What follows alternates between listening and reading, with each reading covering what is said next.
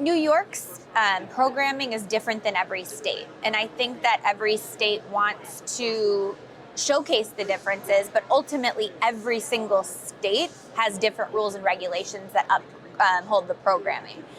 The key highlights of the show were, what application overviews are and what ingredients are needed in an application, all the way down to, how you manage regulatory compliance and really understand what the state programming looks like in order to catapult you into actually opening the operation. From the nitty-gritty side of the operation, we're talking about real estate, standard operating procedures, compliance, marketing, and all the way down to like your grand opening, and then opening your business in a day-to-day fashion, and what activities need to go into all those unique steps.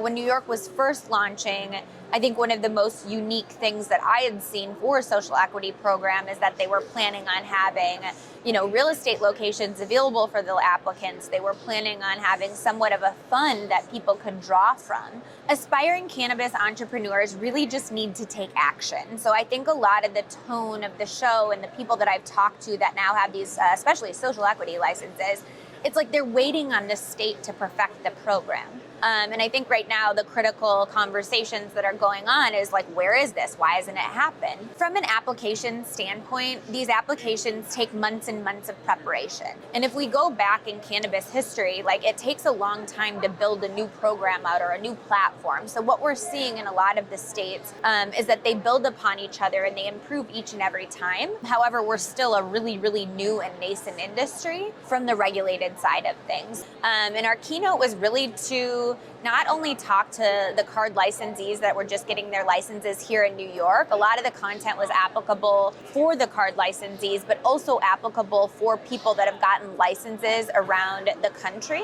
And it was more of a boot camp style event in the sense that we really went through from application to potential operation of what everybody would need.